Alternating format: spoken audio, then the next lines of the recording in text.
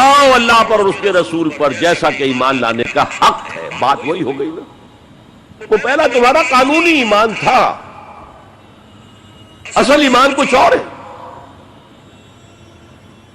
اسی کو سورہ نساء میں فرمایا یا ایھا الذین آمنوا آمنوا باللہ ورسولہ والکتاب الذی نزل علی رسولہ والکتاب الذی انزل من قبل. اے ایمان کے دعوے دارو، ایمان لاؤ جیسا کہ ایمان لانے کا حق ہے، اللہ پر بھی اور اس کے رسول پر بھی، اور اس کتاب پر بھی جو اپنے رسول پر اس نے نازل فرمائی، اور اس کتاب پر بھی جو پہلے نازل کی تھی. تؤمنون باللہ ورسولہ وتجاہدون فی سبیل اللہ باموالکم وانفسکم. بالکل وہی آیت نمبر 15 بن گئی کہ نہیں سورہ حجرات کی. ایمان لاؤ اللہ پر اس کے رسول پر، یا ایمان رکھو اللہ پر اس کے رسول پر جیسے کہ ایمان کا حق ہے، اور جہاد کرو اللہ کے راہ میں اپنی جانوں اور مالوں کے ساتھ. تؤمنون باللہ ورسولہ وتجاہدون فی سبیل اللہ باموالکم وانفسکم ذالکم خیر لکم ان کنتم تعلمون. یہی تمہارے حق میں بہتر ہے اگر تم سمجھو.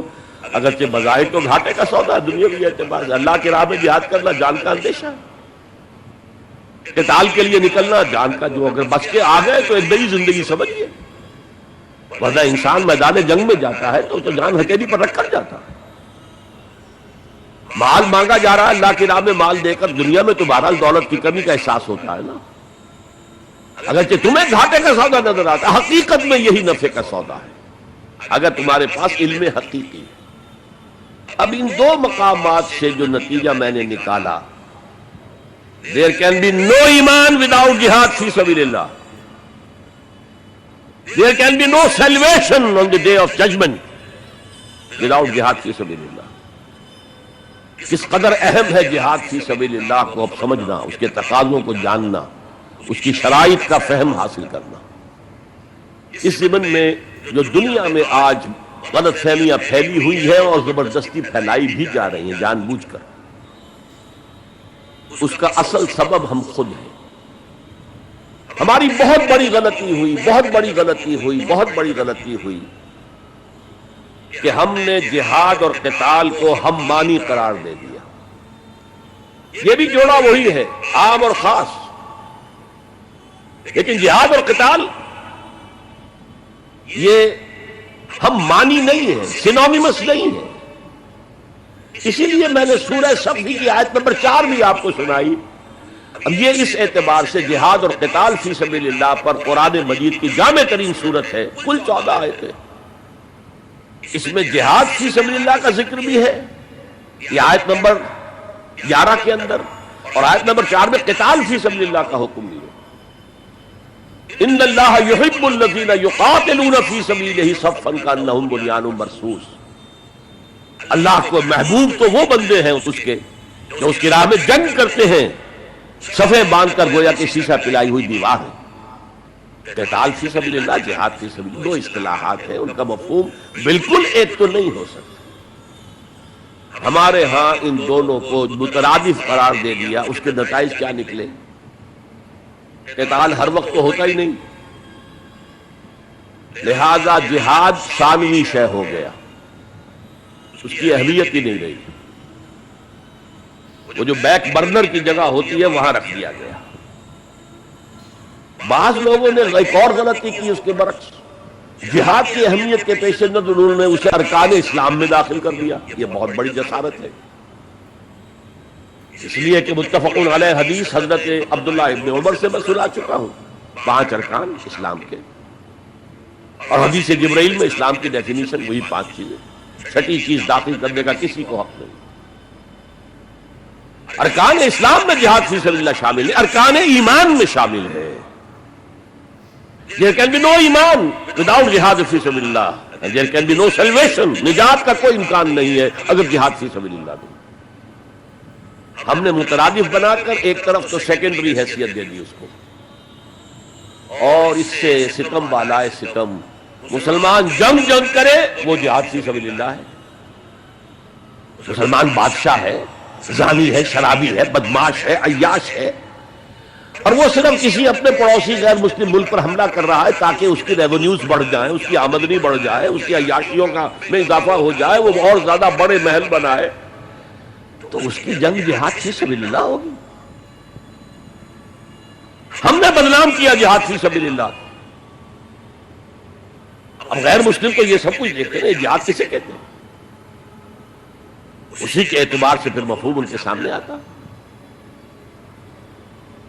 یہ مغالطہ ہم نے ڈالا, اس کے نتائج آج ہم بھگت رہے ہیں. اب سمجھیے مثبت طور پر جہاد فی سبیل اللہ ہے کیا, اس کے مراحل کیا ہیں. اب دیکھیے یہ جو جہاد ہے یہ اس کائنات کی سب سے بڑی حقیقت ہے.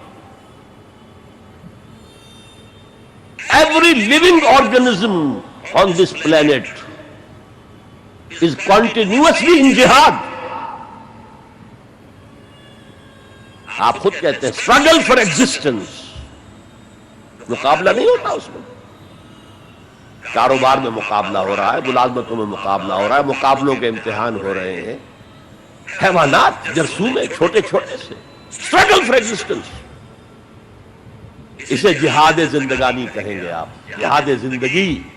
Every living creature, every living organism is engaged in continuous jihad, struggle for existence. اس کو جہاد زندگانی کا لفظ دیا اقبال نے. یقین محکم عمل پہم محبت فاتح عالم, جہاد زندگانی میں ہے یہ مردوں کی شمشیریں. اچھا مسلمان بھی جب یہ کام کرتا ہے جہد للبقاء, اسٹرگل فار ایگزسٹنس, اگر وہ شریعت کے احکام کے مطابق کر رہا ہے تو یہ عبادت ہے. اگر حرام ذریعے استعمال کر رہا ہے, غلط ذریعے استعمال کر رہا ہے, دھوکہ دے رہا ہے, جھوٹی قسمیں کھا رہا ہے, تو یہ حرام کے درجے میں چلا گیا. اور اگر آپ اپنی اس جہد بقا کو, جہاد وجود کو, جہاد زندگانی کو اسلام کے اصولوں کے مطابق کر رہے ہیں, یہ عبادت ہے. حضور نے فرمایا کاسب و حبیب اللہ, جو شخص محنت کر کے کماتا ہے وہ اللہ کا ساتھی ہے, اللہ کا دوست ہے, حبیب اللہ. اور سب سے بہترین کھانا بتایا وہ ہے رزق جو اپنے ہاتھ کی کمائی سے ہو, محنت, مشقت.